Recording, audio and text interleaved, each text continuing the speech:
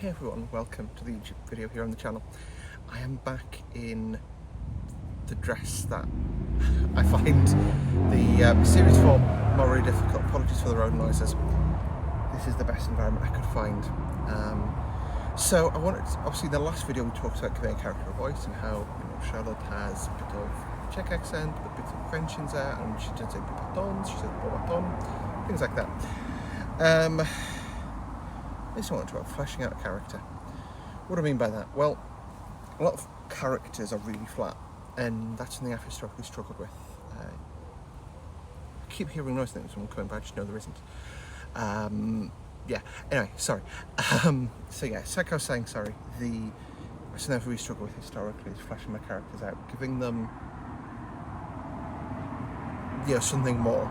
I've always had, this is Joe Blogs or Jane Blogs, she does this, but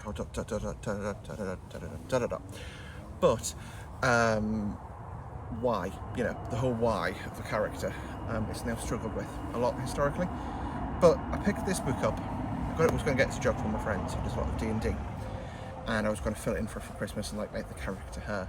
But then I realised it was way more in depth. So I actually got myself a copy as well, and it's really quite cool. I find it so useful to help design characters and tell the story of characters.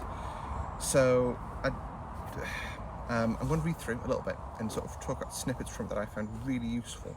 I don't want to show you the entire book because there's a reason you pay for these. This book, by the way, for those of you looking for it on the internet, is The Ultimate RPG Questkeeper, a journal to keep your campaign rolling by Jeff Aldrich and John Taylor. However, like I say, I just found it such a useful book, even just for cosplay characters. And who knows, Charlotte may get turned into a D&D character at some point, if D&D is something I start doing. So, I looked at things like, so her name, I've written it here in the Czech form, because she's Czech, she's Charlotte Temná, which I think is a really cool sounding name. Like, so obviously Charlotte is Charlotte, Temná is her surname. Temná is actually sort of dark or secretive, which I thought was quite a cool little nod to the thing there. No name is, obviously I've got a nickname in there, which is fine. Location type, so where would she choose to hang out? And she's sort of heavily based on me, so I put city and castle/fort. So then physical description, obviously she's a witch, so she's human, but she's a witch. She's a witch! Height, so I put her quite tall at 1.70, I'm about 1.95, so 6 and 2 3s, really. She's obviously a prettier version of me, so she's skinnier. I'm fat, but brown eyes, she white girl basically. Looking at the type of personality, so it's sort of the way I'd like to be, which is pleasant, quiet, kind, reserved, clever, trusting, and sunny. So it's not really a positive person, but sort of quite like, I can't remember my headspace in a video, which is really weird, but anyway. History backstory, so her dad is Jiří Temný, which is basically in Czech. Bit of nerd stuff here. You get different, I've forgotten how to words. You get different sort of titles effectively for men and women. So like the surnames are amendable. So for example, trying to think of a famous Czech person on the spot. Václav Havel, first president of the independent Czech Republic. His wife is Paní Havlová. So you get OVA or A on the end. So for example, Temná, Temný, or generally if it's an adjective, it's an A. If it's a verby, sort of verby, I think. No, noun. That's the word I was looking for. Can you tell I didn't do it on GCSE English? If it's a noun, then it's generally OVA on the end. Anyway, and that's obviously I've got the background there for what he did for work. So he's a diplomat. That's why she's in France, because he works in Paris.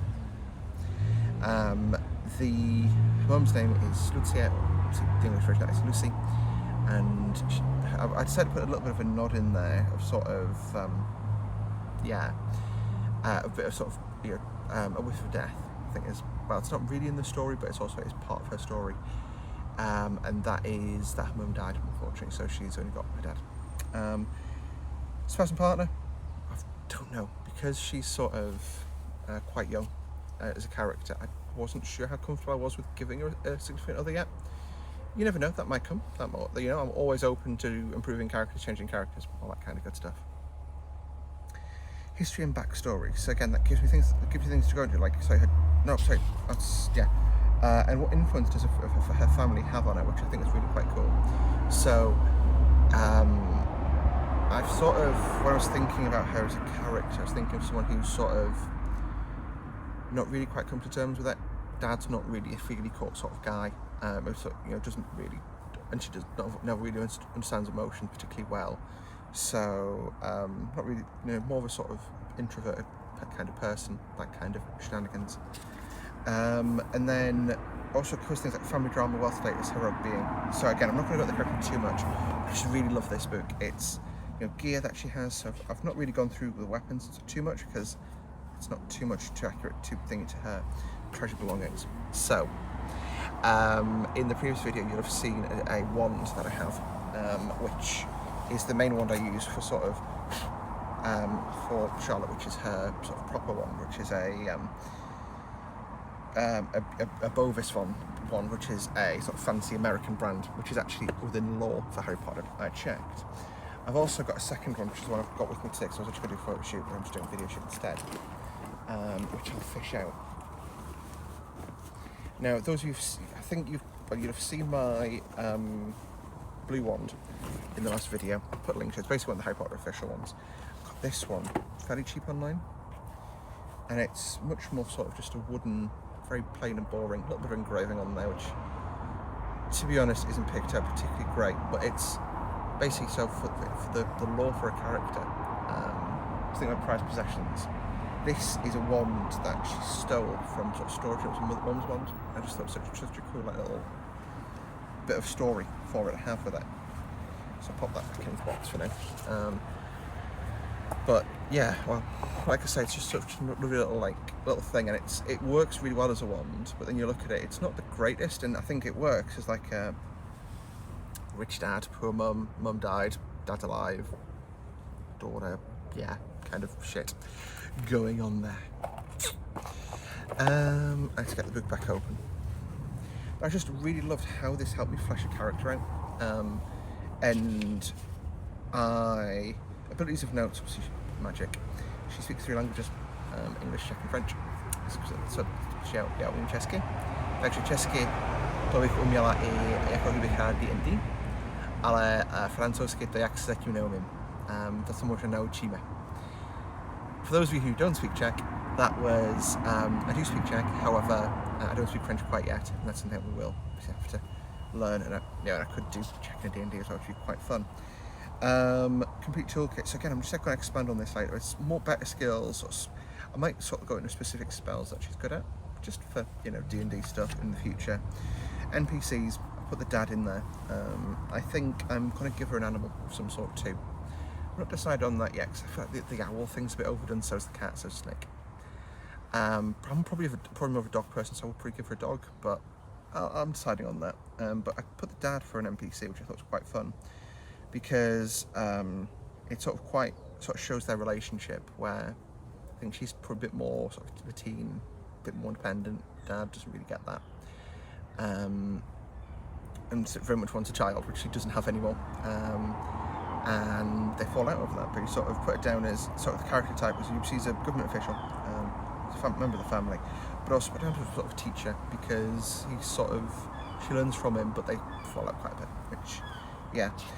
And then I've got other characters of note stuff to add, and then campaign notes, so it covers a lot of battles and stuff, which again, I'm not going to use for her, at least yet, and then it moves on to character 3. You've got a total in this book of space for 10 characters over 229 pages, and then some the last couple of pages as well are sort of dedicated, so 252 onwards is just additional character notes, so you've just got note paper. It's just such a lovely book, and it's a notepad, but it's a book, and I love it. I really love it. It's such a I sort my dress there. I really enjoy it. It's something that's been sitting on my shelf, but I finally got around to doing it. And it's just really interesting as a way to learn about characters. I will link to this in the description down below, but I guess overall my sort of advice for character design, because I've done a little bit for OCs and cosplay, but also history as well. So in sort of cosplay, learn about the universe. Context is so important. One of the things I do with Victorians, because I've got a decent understanding of Victorian era, like, it's not perfect, but don't learn about it from a history perspective.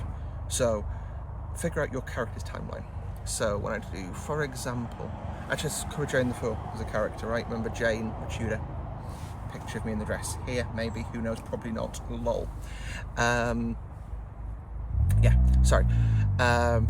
So Jane is, I sort of learned about Tudor history, but from her perspective. So her nod really starts under Anne Boleyn, towards the end of Anne Boleyn, and then through all the other wives, and that's where it ends. There's a little bit of stuff like historical context, so things like one of the things I'm working on in play, which I may read an act of with scene of with one of my friends, is like, you know, there's things like executions, and there's bits like a poisoning that happens basically, but the Bishop of Rochester's poisoned, and the guy who does it gets boiled to death for it. Stuff like that she knows about, because that's a bit like all horrible, boring. But that's sort of learn back from history and the story from the character's context. So if, for example, you are you want to cosplay as Queen Iduna from Frozen, which is Elsa-Anna's mum, your knowledge disappears before Frozen starts. You can have so much fun with that. Like, well, most of Frozen starts. And you've got obviously bits of like the tribes from the north, the Matterhorn, yeah. I saw Frozen 2 about 2 years ago, and I've not really paid much attention to it since. You could cover bits like that, and you've got so much sort of room and artistic license to do stuff.